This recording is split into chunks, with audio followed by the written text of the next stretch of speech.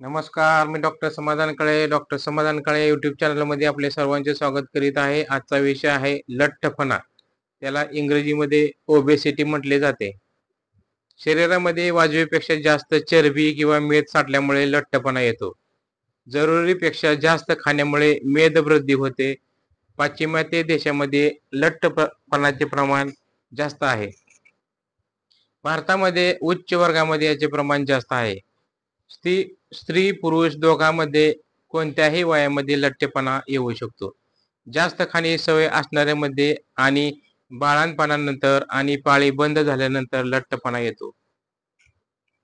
गरोदरपणामध्ये साधारण 12 किलो वजन वाढते. दुधाचा पुरवठा करण्यासाठी मेदपेशीमध्ये वाढ होते म्हणून वजन वाढते. बाळंतपणानंतर जे वजन कायम राहते आणि प्रत्येक बाळंतपणानंतर ते आणखीन वाढत जाते. लठ्ठपणा हा गंभीर विकार आहे, कारण यामुळे हृदय, मूत्रपिंड आणि यकृत याच्यावर कामाचा जास्त ताण पडतो. माकड हाडे, गुडघे, घोटे यांना जास्त वजन पेलावे लागते. कमरेचा पट्टा जेव्हा मोठा होतो तेवढे आयुष्य लहान अशी एक म्हण आहे.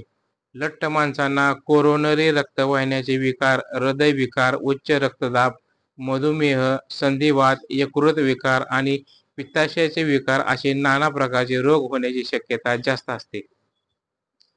आता लठ्ठपणा होण्याची कारणे काय आहेत? प्रमाणापेक्षा जास्त खाणे हे लठ्ठपणाचे मुख्य कारण आहे. जास्त खाण्यामुळे शरीराला जरुरीपेक्षा जास्त कॅलरीज मिळतात.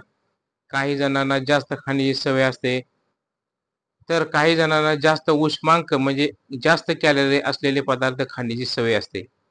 खाण्यावर संयम नसल्याने त्यांचे वजन सतत वाढत जाते. काही मानसिक कारणामुळे वजन वाढते असे सिद्ध झालेले आहे. ज्यांना मनस्वी कंटाळा येतो, जे दुःखी असतात, एकटे असतात, घरातील माणसांच्या वागण्यामुळे असंतुष्ट असतात, सामाजिक किंवा आर्थिक कारणामुळे अडचणीत असतात, अशी माणसे आपले दुःख हलके करण्यासाठी सतत खातात. त्यामुळे त्यांचे वजन वाढते. थायरॉइड किंवा पिट्युटरी ग्लँड याच्यामध्ये बिघाड झाला तरी सुद्धा लठ्ठपणा येतो. याचे प्रमाण 2% असते. अशा माणसामध्ये मेटाबॉलिझम प्रमाण कमी असते. त्यांनी कमी उष्मांक असलेला आहार घेतला तरी त्यांचे वजन वाढते. आता ह्याच्यावरती उपचार काय? मर्यादित नियोजित आहार, व्यायाम आणि शरीरातील टाकाऊ पदार्थ बाहेर काढणे या उपायांनी शास्त्रोक्त पद्धतीने लठ्ठपणावर उपाय करता येऊ शकतो. संतुलित निवडक पदार्थाचा समतोल आहार, ज्यामध्ये सर्व पौष्टिक घटक असतील परंतु उष्मांक कमी असतील, हे महत्त्वाचे आहे. सुरुवातीला रुग्णाने फळांचा रस घेऊन 10 दिवस लंघन करावे.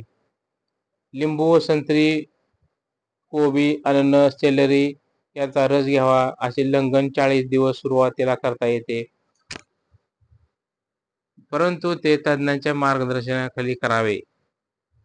1 आठवड्याचे लंघन आवश्यकतेप्रमाणे 2 ते 3 महिन्यांनी करावे किंवा अपेक्षे इतके वजन उतरेपर्यंत करावे. लंघन काळानंतर आणखी 4 दिवस फळे खात राहावे. दिवसातून 3 वेळा संत्री, अननस, पपया अशी फळे खावी. नंतर कमी उष्मांक असलेला पण पौष्टिक आहार सुरू करावा. या आहारामध्ये महत्त्वाचे घटक असणे आवश्यक आहे. बिया, कवच फळे, धान्ये, भाज्या आणि फळे. जास्त स्निग्ध पदार्थ, उदाहरणार्थ लोणी, चीज, चॉकलेट, साय, आईस्क्रीम, चरबीयुक्त मांस, तळलेले पदार्थ, जास्त कार्बोहायड्रेट असलेले पदार्थ, उदाहरणार्थ पाव, कँडी, कुकीज, धान्यांचे पदार्थ, कंदमुळे, बटाटे, मध, साखर, पाकातले पदार्थ, पुडिंग, शीतपेय आणि दारू हे पदार्थ मुळीच घेऊ नये. वजन कमी करण्याचा एक खात्रीचा उपाय आहे, त्याला फ्लेचेराझिम असे म्हटले जाते. 1898 मध्ये अमेरिकेच्या हेरिस फ्लेचर या माणसाने हा शोधून काढलेला आहे. 40व्या वर्षी तो स्वतःला म्हातारा समजत होता. सामान्यपेक्षा 50 पाऊंडांनी त्याचे वजन जास्त होते. त्याला दर 6 महिन्यांनी सर्दी व्हायची, सतत अपचनाच्या तक्रारी असायच्या, थकवा वाटायचा.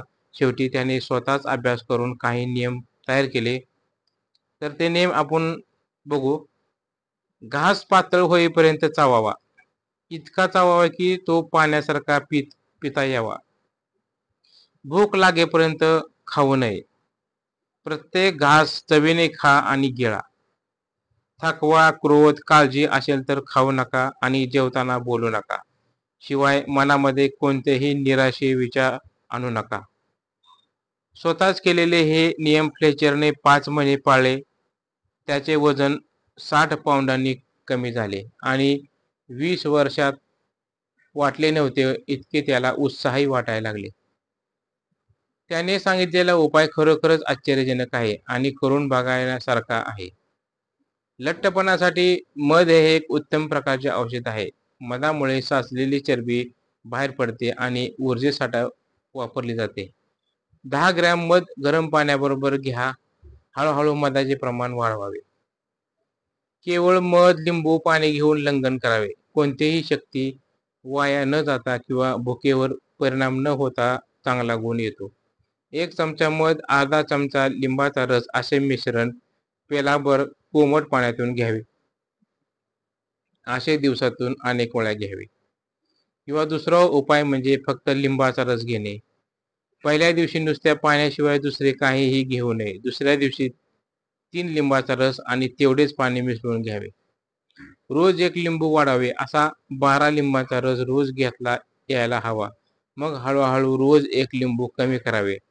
पहिल्या 2 दिवसात खूप थकवा येतो आणि भूक लागते, नंतर सवय होते. कोबीमुळे वजन घटते. यामध्ये टार्टारिक ॲसिड असते.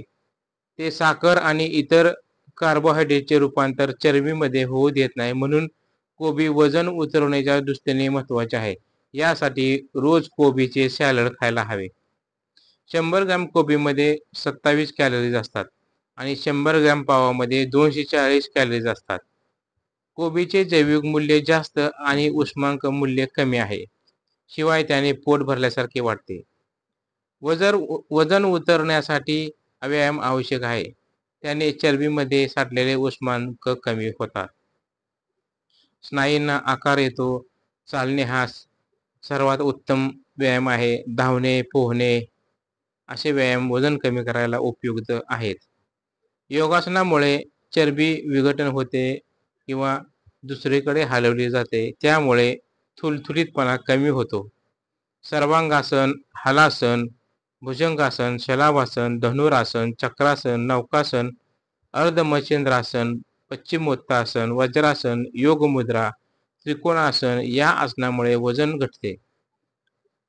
ग्रंथीवर चांगला परिणाम होतो.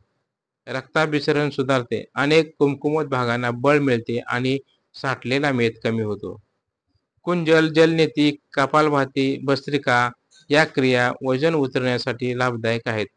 ज्यामुळे भरपूर घाम येईल असे सोनास्नान, बाष्पस्नान करावे. भरपूर मालिश करून घ्यावी. त्यामुळे वजन घटण्यास मदत होते. रुग्णाने चिंता, काळजी करू नये. निराशवादी म्हणजे डिप्रेशन यासारखे विचार करू नये. आशावादी असावे. तर आपल्याला ही माहिती कशी वाटली? लाईक करा, शेअर करा, सबस्क्राईब करा. धन्यवाद.